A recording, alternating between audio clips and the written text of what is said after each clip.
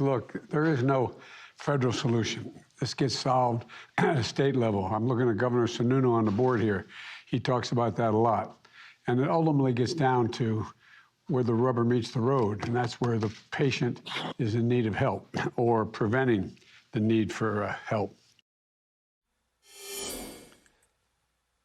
That's President Biden last week saying the solution to fighting COVID-19 resides at the state level, despite his promise to, quote, shut down the virus during the 2020 presidential campaign. This comes as new cases are rapidly surging across the country due to the Omicron variant.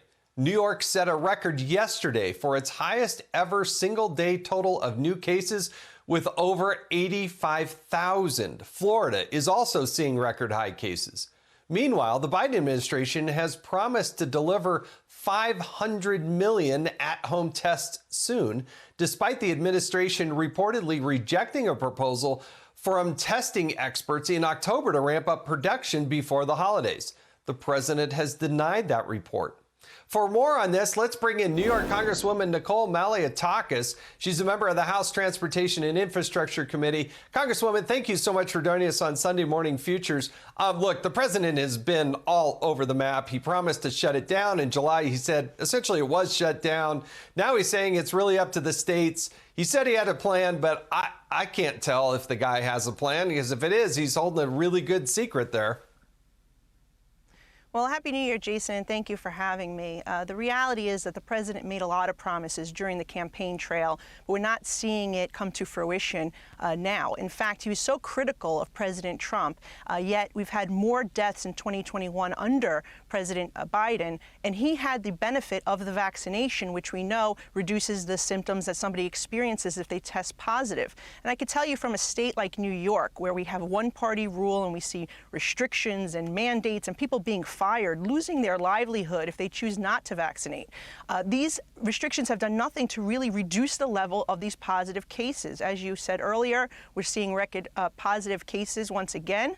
And I believe it's time that this administration focus on therapeutics, focus on treatments, and I've been pushing for that because the reality is that this virus is here to stay. It's various variants, various forms, but we need to learn to live with it. And the best we're going to do by both vaccinating people who want to be vaccinated and making sure they have access to it, but also ensuring that we have the therapeutics and the treatment to treat people, including those positive patients that do end up getting sick, even despite having the vaccination.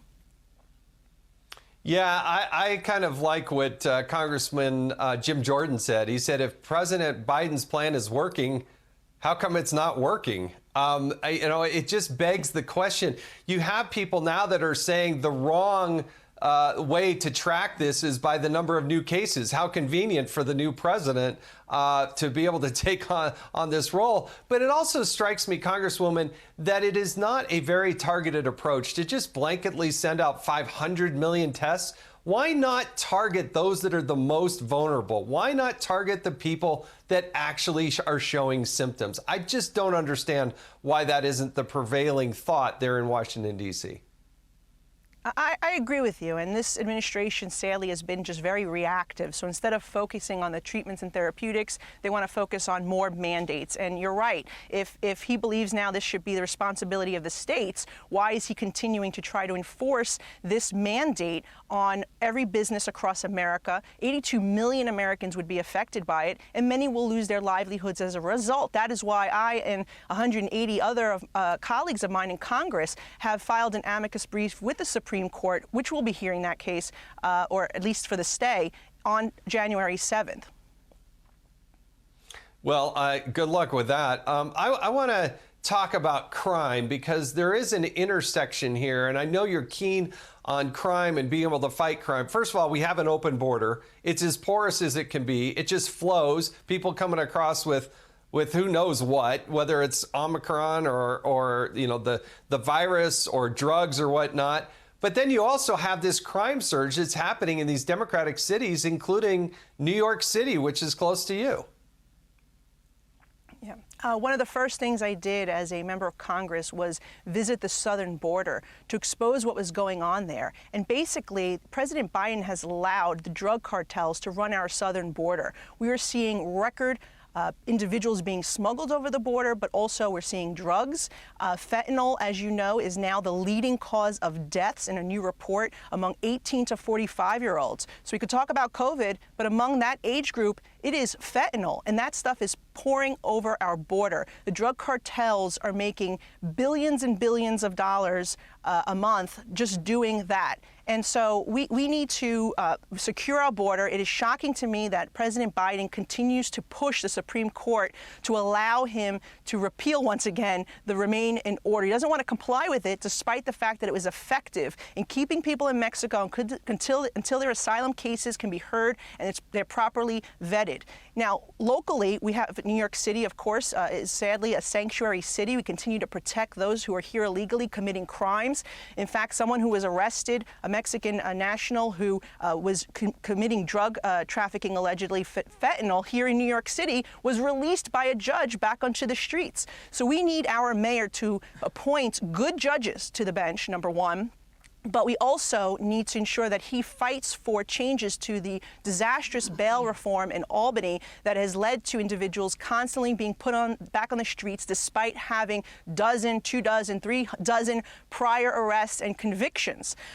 Unfortunately, in New York City in 2021, we saw nearly 500 murders, which is the most we've seen in a decade here in New York City. And categories of crime, everything from shootings to rape to robbery to car thefts, have all skyrocketed. And in fact, it'd be interesting to know that Alexandria Ocasio-Cortez's home borough of the Bronx is where a third of the shootings took place in New York City, and she is one of the leading advocates of the defund the police movement. Yeah, this idea of the bail reform, getting these people back out on the street as quickly as possible, I think is not the right way to solve this. And you have to have prosecutors that are actually going to prosecute these crimes. In Los Angeles with District Attorney Gascon, he's seen it as rampant as can possibly be, and the solution ends up just being just absolutely horrendous in terms of its consequences. I want to turn now. Let's listen to Governor Abbott. He was interviewed by Maria Bartiromo, and I want you to listen to this and give me your reaction to it. The cartels are advertising on TikTok to get drivers to assist in them moving illegal immigrants around the state of Texas. It's an issue that the Texas Department of Public Safety is working to crack down upon, but it shows the extent to which Texas law enforcement officers have to step up and deal with the challenges that are created by the Biden administration importing illegal activity into our country and into our state.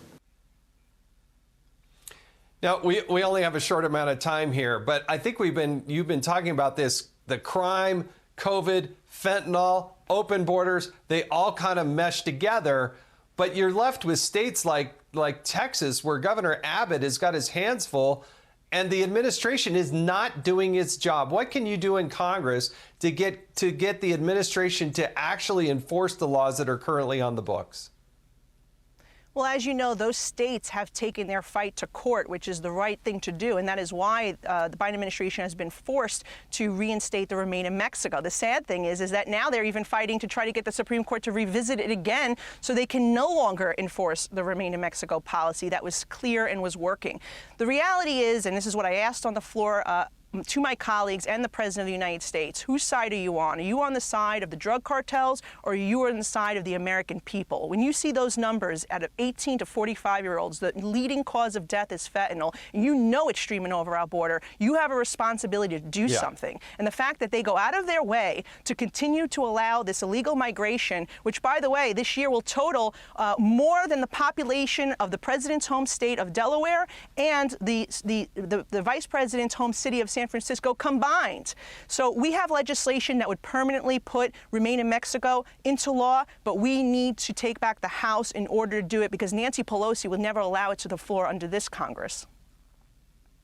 Yeah, there are 23 retiring Democrats on slate here, and Republicans better come up with a way to not just be the party of no, but and say, hey, this is our agenda. This is what we would do. This, if you put us in charge, is what we will actually do. Because all of these retirements, these wave of retirements creates a great opportunity. And Republicans, we're going to have you back on, talk more about their agenda, what they can do. But for now, let's just say Happy New Year, and thank you, Congresswoman Malliotakis. Thank you for joining us here on Sunday Morning Futures.